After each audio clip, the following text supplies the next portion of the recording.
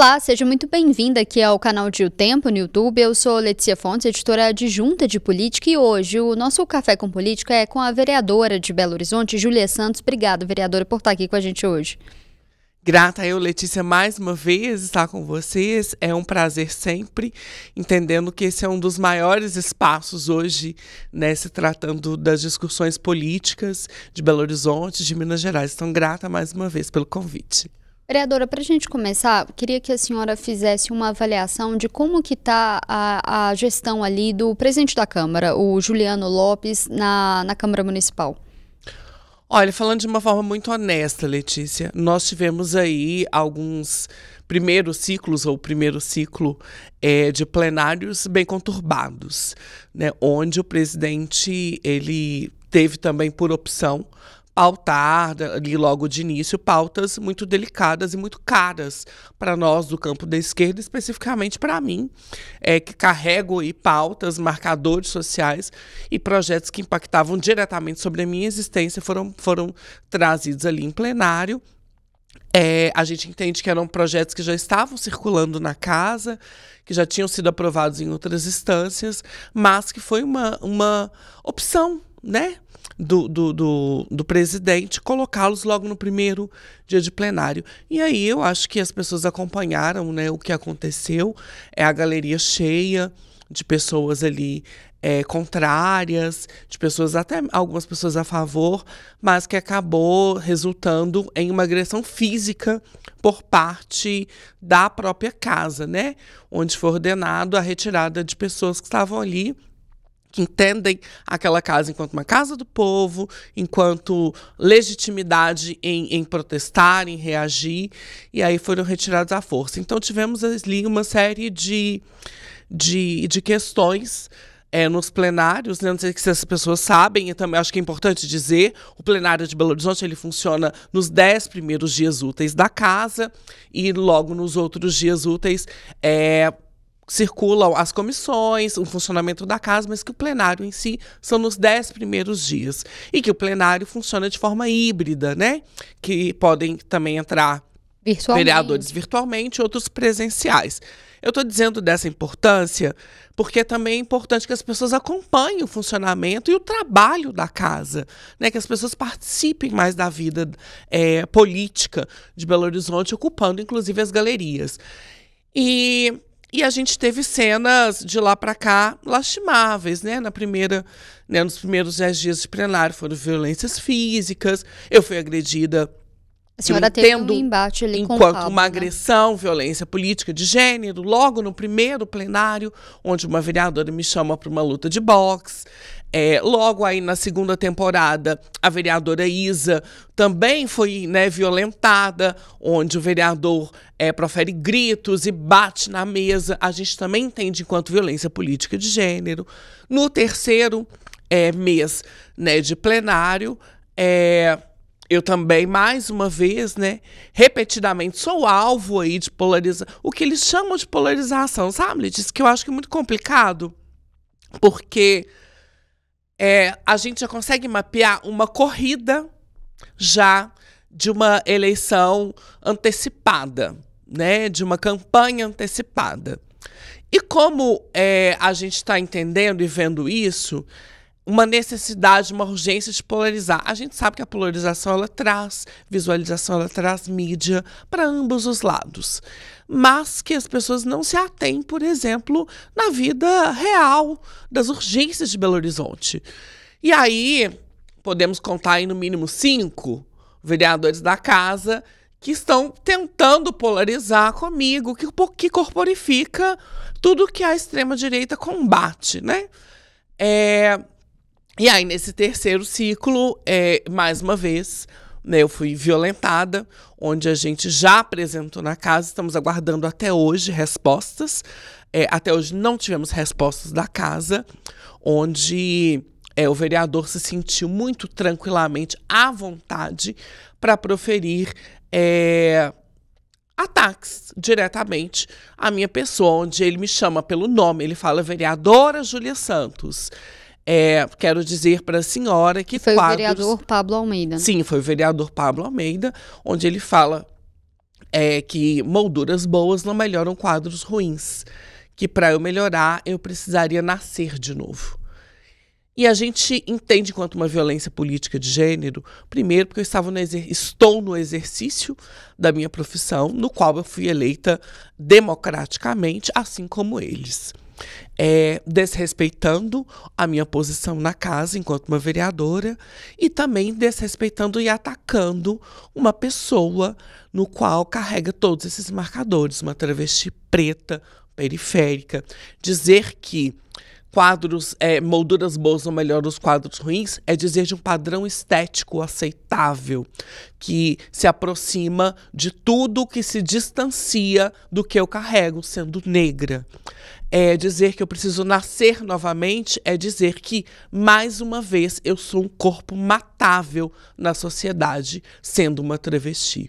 Então, se isso não é violência política de gênero, a gente então precisa rediscutir o que é, de fato, violência política de gênero. E quando a casa, hoje, que está sob a presidência, né, do vereador Juliano Lopes, não se posiciona, é uma coisa que a gente precisa também dizer.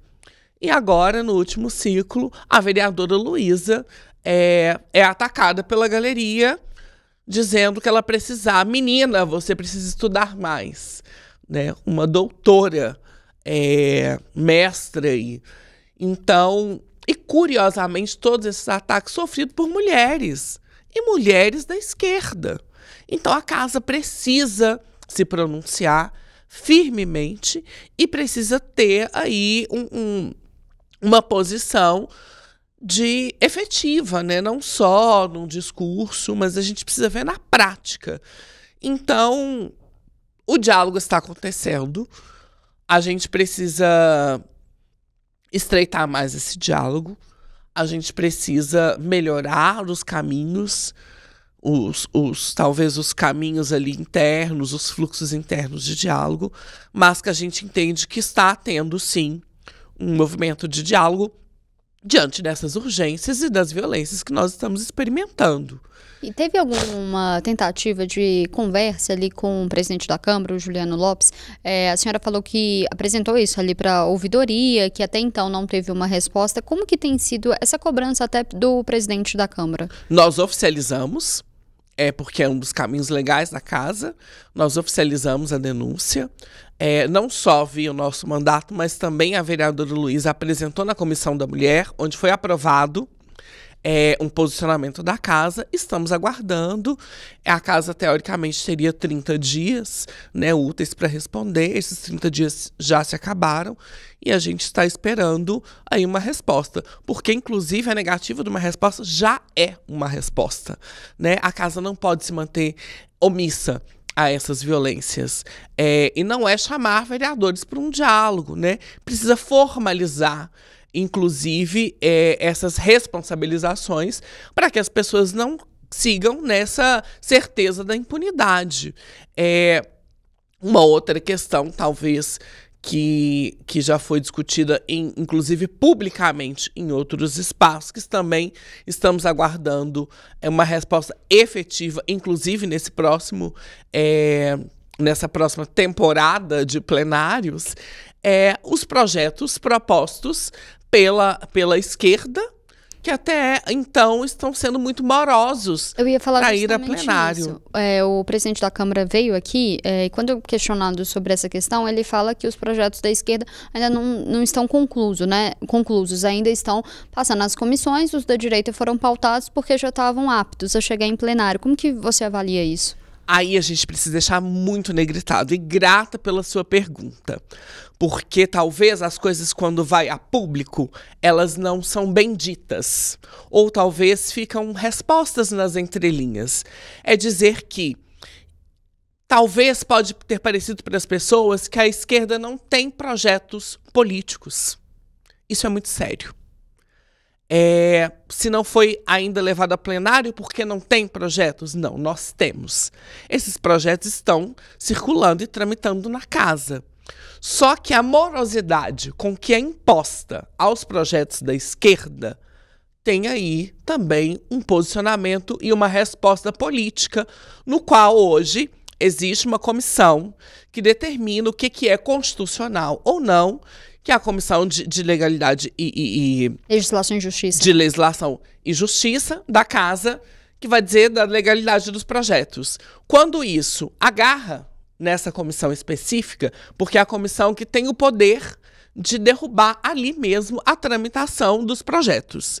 Quando essa comissão ela é composta majoritariamente ou quase que exclusivamente por vereadores da extrema-direita e do centro que está mais alinhado à extrema-direita, óbvio que esses projetos ali vai ter uma morosidade de tramitação. Então, é importante a gente dizer isso de uma forma muito negritada à população, que a maioria desses projetos estão ali agarrados. A senhora acha que a presidência tem uma boa vontade maior, então, com a direita? Eu não vou dizer que a presidência, mas a presidência teve uma boa vontade em determinar as composições das comissões. Sabendo, por exemplo, que é uma das comissões decisivas nas funções ali da casa, nas funções, inclusive, políticas da casa. E se faz uma composição dessa estrutura, logo a gente entende que os projetos da extrema-direita, os projetos do centro, os projetos da direita, eles vão passar, porque esse é o jogo político. Então, ingenuidade, talvez, pensar que nós estamos ingênuas, inclusive, de acordo com a configuração da casa. A esquerda conseguiu eleger uma bancada tão grande como a da direita, né? A do PL também tem uma bancada grande. Como que a esquerda, então, pretende se organizar? Qual que é a estratégia? Não temos uma bancada paritária, né? Nós somos 7 a 8, 9, no máximo 10. A bancada do PL é 6 ali. Mas tem aí uma junção, né? Então a gente não pode dizer que o PL é uma bancada paritária com a bancada da esquerda, porque ele está aí respaldado e junto com vários outros partidos, junto com o Novo, e enfim, não vou ficar citando, é só fazer os cálculos, né? Hoje nós temos no máximo 10 numa bancada de vereadores de 41 vereadores. Então, é muito nítida, aí não existe uma correlação de forças ali dentro. Mas que estamos aí caminhando no diálogo para que a casa tenha um funcionamento.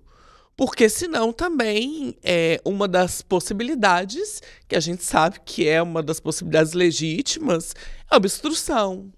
É dificultar, inclusive, o trabalho da casa. E é o que nós não queremos. Tem uma previsão? Vocês não querem isso, mas... Nós não queremos isso, nós queremos dialogar. Nós não somos base nem do governo e não somos base nem da presidência, mas nós também queremos dialogar, nós queremos ver os nossos projetos, pelo menos, sendo levados ao plenário. Mas a partir de quando pode surgir, então, esse contra-ataque, né, vamos dizer assim, de obstrução, então, da esquerda? Até quando a esquerda pode ficar esperando esse diálogo e aí não vai esperar mais e vai para obstrução? Olha, eu acho que não tem como a gente prever um tempo, mas política é feita de gestos. E esses gestos, a gente está entendendo que eles podem vir agora, né, nessa próxima temporada de plenário, mês, né? Eu digo que são temporadas porque a casa está se tornando quase, sei lá, reality show de péssimo gosto, né? Porque cada temporada é palco de questões que eu fico pensando, eu fui eleita realmente para participar disso, né? Porque quando eu estava almejando esse lugar, quando a gente estava se dispondo a um projeto político, colaborativo, um projeto político horizontal, um projeto político onde a gente pudesse construir, de fato, com a população de Belo Horizonte, um projeto político onde as pessoas pudessem se sentir participantes, uma vez que eu me disponho a vocalizar aqueles e aquelas que têm marcadores muito próximos aos meus.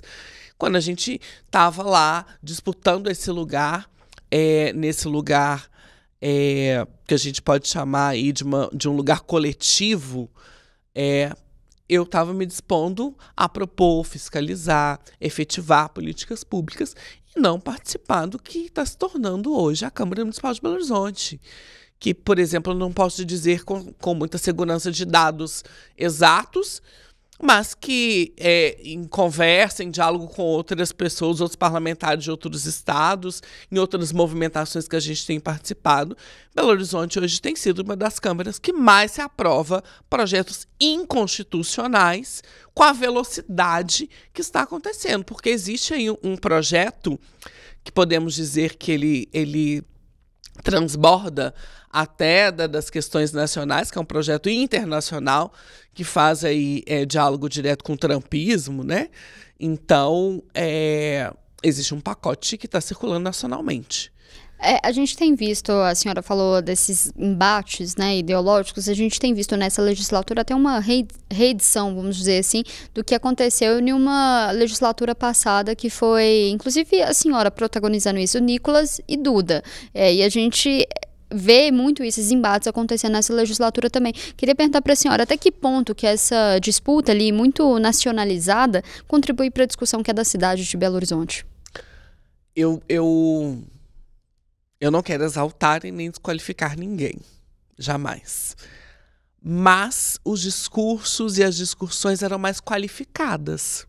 Então, acho que não dá nem para se comparar, nas últimas legislaturas, os embates de Duda, que traz marcadores próximos aos meus, e de Nicolas, que traz marcadores próximos aí de uma bancada, né? Eram muito mais qualificados. E eram debates que tratavam das realidades, inclusive de Belo Horizonte. Então, eu acho que não dá nem para comparar. O que a gente vive hoje é uma polarização, tenta uma polarização desqualificada, num lugar que é um cenário hoje político que a gente não pode nem dizer que de ideológico, porque eu acho que ele passa disso, que é também já disputas para as próximas eleições antecipadas, porque hoje nós temos figuras muito nítidas aí, querendo se colocar, se promover. Temos o advento da rede social que aumentou de lá para cá. Então, hoje, aqueles minutos de fala em plenário, muitas das vezes são usados para fazer os seus recortes, para desaguar nas redes sociais, alimentando assim o seu público, aumentando o seu público. Os recortes hoje usados nas redes sociais distorcem da realidade, porque eles chegam com um roteiro pronto, já muito bem desenhado. Então a discussão pode estar falando de uma outra questão qualquer, mas que eles estão ali com o seu roteiro definido, então eles vão dizer do seu roteiro definido, porque eles precisam alimentar as redes sociais. Então, para mim, distancia do que acontecia ali na casa, diante desse cenário. Os problemas reais de Belo Horizonte, quando a gente tenta colocá-los, logo eles já são desfeitos, eles já são desmontados com um discurso pronto, vazio, desqualificado, um discurso que beira a ilegalidade, um discurso inconstitucional, que está tramitando e que está ganhando corpo, que a gente vai entender quando chegar no prefeito, e o prefeito vai dizer da legalidade, da constitucionalidade desses projetos. E se a maioria desses projetos passarem, a gente sabe que a gente tem outro mecanismo, que é judicializar. E a gente vai fazer, a gente não vai se furtar de fazer, porque a gente não vai deixar que Belo Horizonte se torne palco desses projetos inconstitucionais. Tem algum projeto em específico que vocês já estão estudando judicializar caso haja ali a sanção do prefeito? A maioria deles. A maioria deles. Quando a gente entende que vai criminalizar, que vai impedir pessoas trans de exercerem a sua condição social, que inclusive é estar nos esportes, espaços esses que historicamente negados, quando Belo Horizonte se torna a cidade que vai impedir essas pessoas de participarem, de disputarem, de se inserirem socialmente através dos esportes, a gente entende enquanto inconstitucional. E, para além disso, a gente entende que Belo Horizonte está dizendo para o mundo dos esportes que existe uma barreira. Então, a gente deixa, inclusive, de sediar jogos, a gente deixa de sediar eventos esportivos, no qual tem aí uma estrutura limitante. Então, não só esse, mas como projeto da Bíblia, como projetos que estão em curso de afixar cartazes, onde vai dizer das questões do aborto legal e seguro, que já é previsto por lei. Projetos que estão tramitando na casa que vai criminalizar o funk. Então, vários desses projetos, que é um pacote nacional, como eu disse, que está circulando em várias casas, que em algumas casas tem ganhado força devido às suas configurações. Belo Horizonte é uma delas, que devido à configuração, inclusive das comissões, que vai dizer que se é legal, se é constitucional, da configuração da própria casa. E também é importante dizer que, como você mesma disse, né, a bancada hoje do PL, aí, que é tido enquanto extrema-direita, é de 6, né? Mas que por trás desses 6 existe um número muito maior de pessoas que legitimam, que dão seu sim, que dão seu ok. E também preciso mostrar a cara dessas pessoas, que elas também estão junto, elas também estão aí em curso desses projetos inconstitucionais. Então, diante desse cenário da configuração da Câmara de Belo Horizonte, dos projetos que estão circulando internacionalmente e também nacionalmente, que principalmente tende a atacar e retirar direito de pessoas LGBTs, de mulheres, de pessoas negras, a gente entende que esse projeto político que está em curso, muitas das vezes é uma cortina de fumaça, entendendo que nós, enquanto pessoas trans, com seus direitos retirados, estamos sendo atacadas. Nós não temos direito nem, eu não posso nem te dizer de números, porque nós não temos direito nem estatística. Que nós não temos força política suficiente para barrar ou sermos aí grandes questões que vai impedir grandes projetos da extrema-direita. Mas que a gente está já compondo essas casas. Mas que os nossos direitos são colocados enquanto pauta de costumes, causando um pânico moral, um pânico social, dentro de um projeto político que hoje está imperando e principalmente ganha força dentro das igrejas. Então, a gente entende que todo esse processo ele é muito diferente das outras configurações. A gente tem uma configuração, infelizmente, uma nova configuração que tem muito mais força, né? Mas que uma das nossas estratégias é chamar a parte da população que não corrobora com esses projetos e esses processos políticos para estar junto com a gente nessas discussões. Por isso que cada vez mais as nossas audiências públicas têm surtido efeito. Por isso que cada vez mais que quando projetos dessas naturezas vão a plenário, a gente convida a população a ocupar as galerias para dizer que, enquanto eles estão tentando empurrar a goela abaixo da população de Belo Horizonte, uma cidade conservadora, nós estamos dizendo que existe uma cidade reativa, uma cidade combativa, uma cidade inventiva, uma cidade que está na vanguarda de muitas questões, que estamos aí, inclusive, servindo de espelho para outras capitais. Como que tem sido a relação com o prefeito Álvaro Damião? O Fuad, ele tinha ali uma boa relação com a esquerda, tinha até pautas progressivas. Se isso mudou depois da posse do prefeito Álvaro Damião? Como tem sido esse diálogo e essa relação? Olha, a gente, enquanto esquerda, a gente nunca se dispôs a ser base, né? Mas que a gente sempre se dispôs ao diálogo.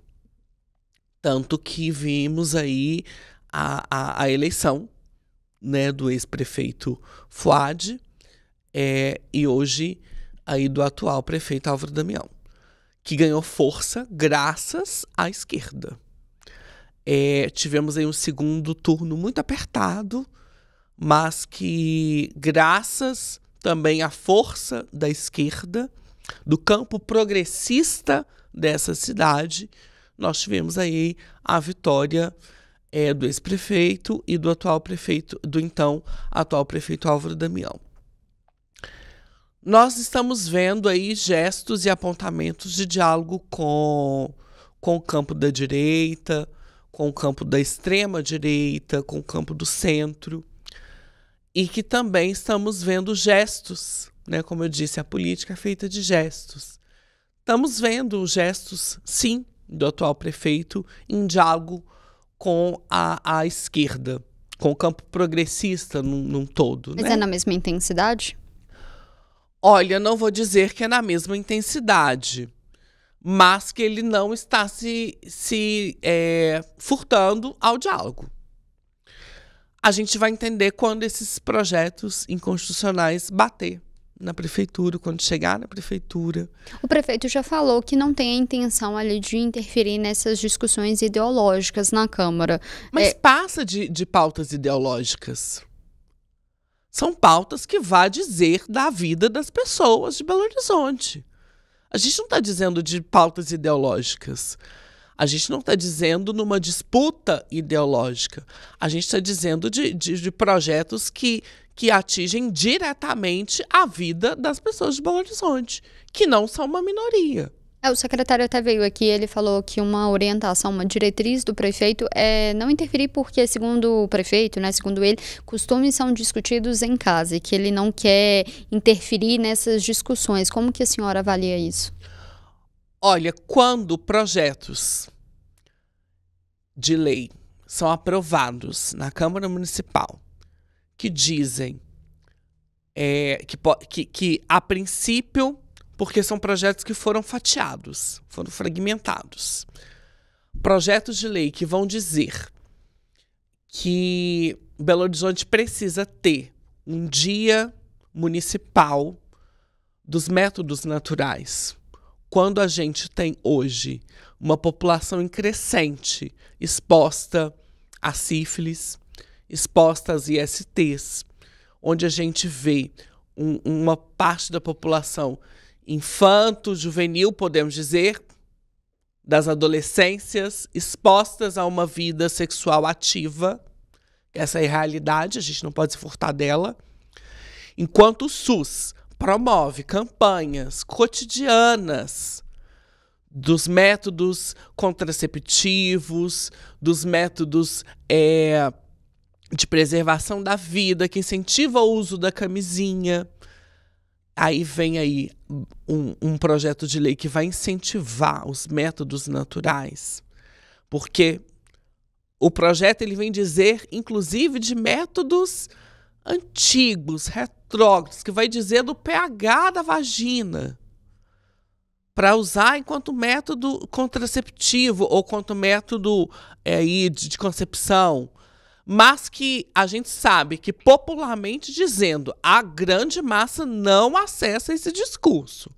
A grande massa vai dizer que Belo Horizonte está aprovando um dia contra a camisinha, contra os métodos aí de prevenção das ISTs no geral. E se a prefeitura dá um ok em relação a isso, a prefeitura não está dizendo de uma pauta de costumes. A gente não está dizendo de uma pauta identitária ou de uma pauta ideológica. A gente está dizendo de uma questão de saúde pública. Sobre essa proposta que o prefeito falou de verticalizar mais a cidade, como que a senhora, o pessoal avalia isso? Eu sou numa política da que a gente não tem que verticalizar, a gente tem que horizontalizar a cidade, né? Porque verticalizar a cidade para quem? Com quem? Essas são as grandes questões. E onde? Porque a gente tem aí, em 2027, um plano diretor. E esse plano diretor, ele vai impactar diretamente na vida das pessoas. Só que, para a efetivação de um plano diretor que contemple toda a população de Belo Horizonte, a gente precisa começar a pensar desde agora projetos políticos, projetos que vá solucionar, por exemplo, o aumento da população em trajetória de rua, o aumento das pessoas que não acessam serviço de saúde. A gente precisa dizer hoje do sucateamento dos CRAs, dos cerçames que está acontecendo em Belo Horizonte.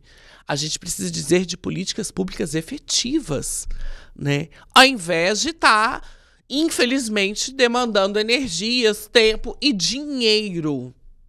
Porque projetos políticos inconstitucionais transitando na casa diz também sobre aí dinheiro gasto da população de Belo Horizonte.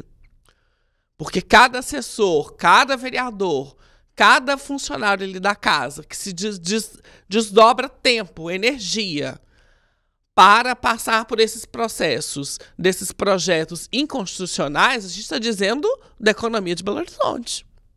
A senhora falou muito ali da relação de como que tem sido, né? Tem tido diálogo até então com o prefeito Álvaro Damião e a gente vê o prefeito fazendo algumas articulações ali de composição dentro da prefeitura. A senhora acha que falta espaços para a esquerda na prefeitura?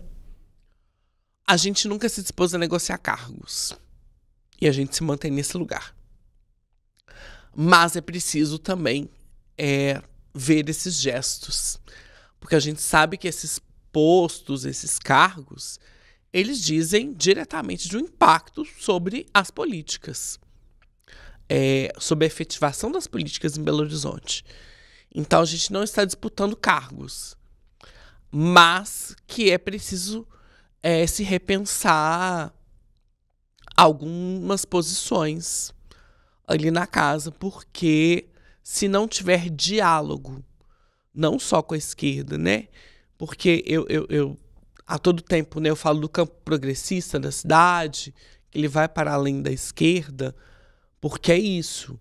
A gente precisa amplificar o diálogo, coisa que talvez a gente ainda não está vendo numa prática, mas que talvez a gente pode construir esses caminhos, né? O prefeito, ele sempre se dispôs a nos ouvir, a nos acolher, mas que a gente vai entender agora, talvez nesse segundo semestre, porque a gente está entendendo aí dessa configuração da casa, nesse segundo semestre, como que vai ser o diálogo e a efetivação, porque isso impacta diretamente no que a gente defende, isso impacta diretamente no que a gente luta para que se aconteça, que são projetos que vai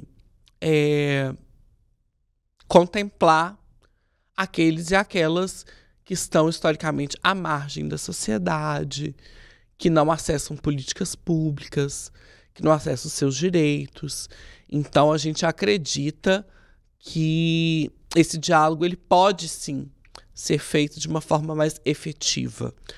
E estamos aí não só na espera ou na esperança, mas estamos aguardando esse posicionamento mais efetivo do prefeito, que já estamos em diálogo, mas que a gente precisa entender da efetivação, né? Estamos entendendo aí que a casa está se ajeitando, que novos nomes estão aparecendo e que outros nomes estão ocupando outros cargos, mas que eu acredito dentro desse lugar de um prefeito que está aí a no esquerda, diálogo. Então, gostaria de estar na prefeitura, então? De estar na prefeitura, de alguma forma. Olha, eu não sei se tem espaço para a gente estar, mas que o diálogo seja mais próximo. Do que tem sido. Do que tem sido. Isso é um desejo, né? Que a gente tenha mais participação nas conversas, nas decisões, não necessariamente ocupando postos ali dentro, mas que a gente tenha aí... A senhora acha que o diálogo tem sido... A senhora comentou da Câmara, mas na Prefeitura, no Executivo também, esse diálogo tem sido mais aberto ali para a direita? Olha, eu não vou dizer, mais uma vez, de uma proporcionalidade, até mesmo porque eu não sei a que ponto eles estão dialogando. Porque a gente ainda não está vendo ações práticas, assim, da prefeitura. Eu acho que a prefeitura está passando por esse momento, né, de configuração ali, de ajeitar a casa mesmo, né? para, de fato, a gente entender qual vai ser esse impacto na vida dos cidadãos de Belo Horizonte, né, da população no geral, assim. A gente ainda não assistiu efeitos que vá tender para um lado ou para o outro, assim. O que a gente está assistindo é esse diálogo, assim. E a gente está vendo, sim, movimentos do prefeito com a direita, com a extrema-direita, mas também a gente está vendo movimentos do prefeito com a esquerda. Vereadora, queria agradecer a presença da senhora aqui, sempre muito bem-vinda, volta mais vezes. Grata eu, mais uma vez, reafirmar a importância de estar nesses espaços, o quanto para mim é caro estar nesses espaços, entendendo enquanto espaço de diálogo direto com a população, o quanto as pessoas precisam cada vez mais acessar espaços de discussões como esse para estarem mais a par mesmo da vida política de Belo Horizonte. Obrigada, vereadora. A gente fica por aqui, mas você acompanha esses e outros conteúdos aqui no canal de O Tempo, no YouTube e também no portal otempo.com.br. Até mais.